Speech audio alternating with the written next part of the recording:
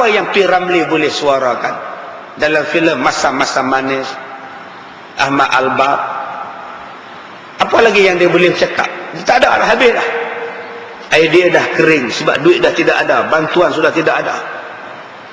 Buat filem yang merapu, Sitora Jadian, merapu punya filem. Buat filem Doremi, siapa nak tengok? Tak ada siapa tengok dah sebab tidak ada lagi nilai kemanusiaan di situ. Ini yang berlaku sejarah. Tuan-tuan ingat bila bagi dekat mereka tu, mereka akan sokong bangsa kita kan? Nahi tuan-tuan, nahi ke bini. Dalam bab kecil, filem pun dia sekat habis-habisan. Sebab dia marah orang Melayu menubuhkan union pekerja, menuntut hak. Dia kata kalau orang Melayu menjadi satu benda yang unity, yang bersatu, habis bangsa kita. Sebab itulah mereka suka melihat orang Melayu berpecah dan terus berpecah. Dengar khabarnya orang Melayu nak tubuhkan parti baru, bagus, tubuhkan lagi, kami sokong supaya Melayu terus berpecah. Dan apabila Melayu terus berpecah, kami tetap memimpin dan memerintah. Walaupun kadang-kadang yang memerintah itu orang Melayu, tetapi boneka hanya menjadi mainan di sebalik tangan-tangan yang di atas. Ni tuan-tuan yang kita kena lihat. Perjuangan itu ialah meletakkan agama kamu, bangsa kamu memimpin manusia. Itu baru nama perjuangan. Bukan maknanya perjuangan itu menghala British dan mengambil orang kafir juga sebagai pemerintah. Itu bukan perjuangan. Cuba tuan-tuan lihat perjuangan di Indonesia. Perjuangan di sana tidak apa-apa.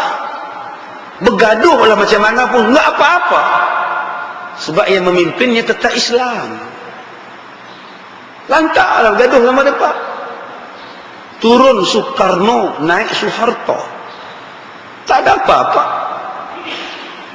Turun Soeharto, naik B.J. Habibie. Tak ada apa-apa. Tetap Islam. Naik B.J., turun B.J., naik Gus Dur, Abdul Rahman. Enggak apa-apa, masih Islam. Turun Gus Dur, naik Megawati, Soekarno Putri. Tak apa. Sebab masih Islam. Turun Megawati, naik Susilo Bambang Yudhoyono. Enggak apa-apa. Kalau turun Susilo Bambang Yudhoyono, mungkin naiknya Mambang Diawan. Tak apa. Masih lagi Islam. Sebab tu tak kisah. Peranglah sama-sama mereka, bergaduh lah. Tapi yang naiknya orang Islam. Sebab tu Thailand tunjuk perasaan di Bangkok, tunjuk perasaan di stadium, tunjuk perasaan di jalan raya, tunjuk perasaan di airport. Lantaklah. Sebab yang menang nanti orang Thai juga. Turun Cibalik Sun Sayup, naik Banhan Silpa Arca. Dua-duanya Siam. Turun Banhan Silpa Arca, naik pula Taksin Sinawat. Turun Taksin, naik Abhisit Bijaya Jiwa. Turun Abhisit, naik Abhisyat pula. Tak apa. Bangsa mereka juga. Mereka susah hati apa? Filipina, bergaduhlah sama-sama mereka. Yang naiknya agama mereka, bangsa mereka. Itu perjuangan.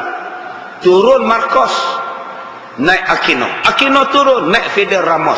Fidel Ramos turun, naik Estrada. Estrada turun, naik pula hak perempuan pendek dah. Turun perempuan yang kecil ni, naik pula Aquino Junior pula. Tetap bangsa mereka. Republikan dengan Demokrat bergaduh di Amerika. Lantaklah. Tapi yang naik orang Kristian. Tak kisah. Turun Reagan, naik George Bush. George Bush turun, naik Bill Clinton. Clinton turun, naik George Bush Junior. George Bush Junior kalah, naik Obama. Semuanya Kristian, walaupun hitam kulit dia. Tapi di Malaysia, silap perincian, silap perancangan, bukan Islam yang jadi pemimpin. Sebab Malaysia ini negara yang bersandarkan kepada kerusi. Kerusi orang ni paling banyak, dialah jadi pemimpin.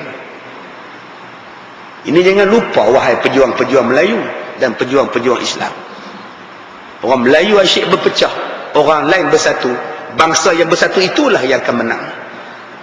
Jangan lupa. Dan bila mereka dah dapat, jangan harap kita akan dapat semula. Macam negara yang P. Ramlee buat filem tadi. P. Ramlee tidak berjaya filmnya di Malaysia, dia berjaya di negara itu. Tapi hanya kerana menubuhkan satu union pelakon-pelakon filem, ditutup studio, diarahkan tutup, balik semua pelakon-pelakon, menganggur semua pelakon. Yang senang pada masa itu cuma Ahmad Mahmud saja, sebab dia berjimat daripada awal lagi. Yang lain-lain merempak, tuan-tuan. Termasuk P. Ramlee, hidup susah. Susah hidup. Sebab itu saya sebutkan tadi, apa makna perjuangan? Perjuangan ialah meletakkan Islam, meletakkan orang Islam, orang yang sebangsa dengan kamu, seagama dengan kamu, letakkan dia di atas dan dia mentadbir.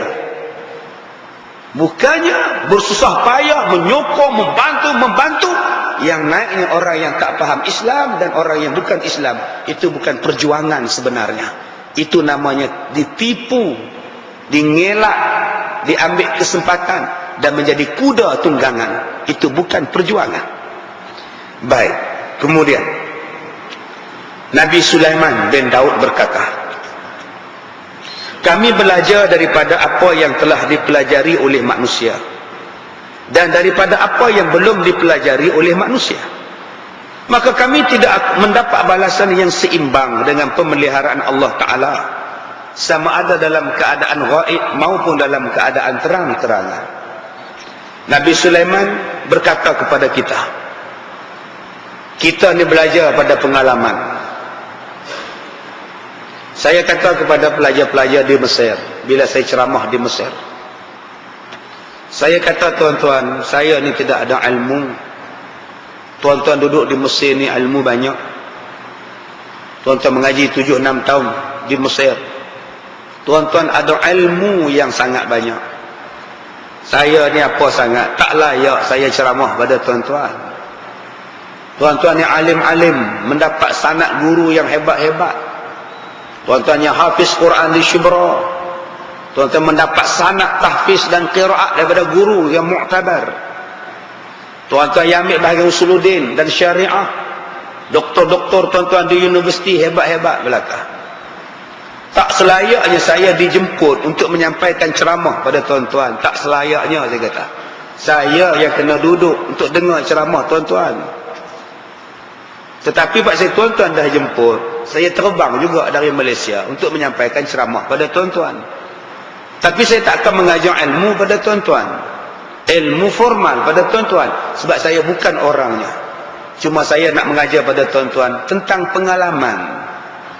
Kerana walaupun tuan-tuan belajar di sini bertahun-tahun, tetapi tuan-tuan tidak boleh challenge pengalaman saya yang sudah mengajar berbelas-belas tahun, malah mencangkau puluhan tahun. Saya bercakap atas dasar pengalaman pada tuan-tuan. Bagaimana untuk berdakwah. Bagaimana nak kembali ke Malaysia. Nak jadi pendakwah. Nak jadi penggerak Islam. Nak jadi penyokong Islam. Macam mana. Apa yang tuan-tuan kena buat. Dan bagaimana harus buat bila tuan-tuan kembali ke Malaysia. Untuk berkhidmat kepada Malaysia. Berkhidmat kepada masyarakat dalam dunia Malaysia. Macam mana nak turun padang. Macam mana nak bercampur dengan orang. Daripada pengalaman saya berbelas-belasan tahun. Berpuluh tahun dah saya duduk ceramah ni tuan-tuan. Saya minta pada tuan-tuan, saya kata tuan-tuan baliklah ke Malaysia. Bidang seni dan hiburan menunggu tuan-tuan untuk tuan-tuan menguasai mereka. Tuan-tuan kena lead dalam bidang hiburan. Tuan-tuan kena jadi pengarah filem. Biar filem yang diarah oleh orang yang balik daripada Azhar adalah filem-filem Islamik yang mendidik. Bukan filem-filem hantu macam sekarang. Mendidik manusia lebih takut pada hantu daripada Allah. Kita duk salahkan pembuat filem. Hantu dan hantu dan hantu dan hantu. Macam mana mereka nak buat? Mereka tidak ada idea. Mereka kering idea. Orang yang belajar agama, idea je hidup. Tuan-tuan, bukan setakat boleh jadi ustaz. Tuan-tuan boleh jadi pengarah filem, pelakon filem yang Islamik filem. Tuan-tuan boleh jadi penyanyi. Tukarkan penyanyi-penyanyi sekarang yang tak tahu nak ke mana. Nasib baik ada Maher Zain. Jadilah. InsyaAllah. InsyaAllah. Dekat 10 kali insyaAllah. Semalam saya pergi. 2 hari lepas saya pergi satu majlis korban. Ustaz tu pasang Maher Zain dekat majlis korban dia. Saya tanya ustaz tu, entah faham? Dia kata apa? Tak tahu. Itu pasal kita pasang insya-Allah. Yang tu jadi faham tuan-tuan. Lantak lah janji faham. Insya-Allah sudah. Kena ada penyanyi-penyanyi yang boleh masuk. Sekarang ni penyanyi penuh Islam lah. Cuma siapa nak bimbing mereka? Ke Ramlah Ram tu pun pakai tudung lah. Dulu kita duk kata apa ni, duk pakai kunci cintaku dalam hati lah, apa semua lah. Sekarang dah pakai tudung. Macam mana kita nak tarbiyah mereka? Sebab tu tuan-tuan yang balik daripada Mesir, bangun, bergerak dalam masyarakat. Tuan-tuan, kita mempunyai tanah wakaf orang Islam berbilion harga dia, yang tak diusahakan. Tuan-tuan balik daripada Malaysia, tubuhkan satu konsortium bekas-bekas pelajar Malaysia di Azhar, bangunkan dengan ladang kelapa sawit, dengan getah, dengan industri, majukan tanah wakaf dan pulangkan balik hasilnya pada orang Islam. Sekolah agama rakyat, jangan kata sekolah agama rakyat itu miskin. Miskin kerana guru dan pengurusannya tidak kreatif. Saya dapat tahu ada sekolah agama rakyat yang diwakafkan tanah 400 ekar. Orang wakaf campur-campur 400 ekar.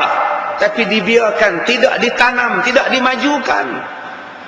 Dengan alasan siapa nak buat kerja, kami duk sibuk mengajak. 400 ekar. Ada seorang pelajar Mesir, dia balik, dia pergi jumpa pengurusan sekolah, berikan tanah kamu, tanah sekolah, biar saya usahakan. 400 ekar dia usahakan sekarang. Pulangan dia balik pada sekolah, senang sekolah tu, dengan getah, dengan sawit. Jadi jangan kata bahawa orang-orang agama ni hanya perlu jadi ustaz, ustazah, imam, ustaz semata-mata. Dia boleh berada pada semua lapangan. Itu yang saya cakap. Itu yang saya cakap. Tuan-tuan, baliklah. Malaysia menunggu tuan-tuan. Perak menunggu tuan-tuan untuk tuan-tuan berkhidmat kepada kami di Malaysia dengan ilmu dan kebolehan tuan-tuan. Baliklah nanti, bangunkan Islam. Tapi dalam satu ceramah yang saya sebut semalam di Masjid Ar-Ridwan, 3 siri ceramah parti politik hentam saya. Tuan-tuan, Ustaz Kazim kata di Mesir kepada budak-budak Mesir, tuan-tuan baliklah ke Perak, sokonglah UMNO. Saya kata, tuan-tuan baliklah ke Perak, majukan Islam di Perak. Mereka fitnah saya, tuan-tuan baliklah ke Malaysia, Perak, sokonglah UMNO. Astaghfirullahalazim. Buruknya perangai pejuang-pejuang politik ini, tuan-tuan. Lain saya kata, lain mereka kata. Tuan-tuan boleh dengar ceramah saya dalam YouTube. Tajuk dia ceramah Ustaz Kazim di Mesir. Disiarkan, dirakam oleh pelajar Mesir. Tidak ada edit. Mana ada saya sebut UMNO, mana ada saya sebut PAS. Tak sebut. Sokonglah PAS, sokonglah UMNO.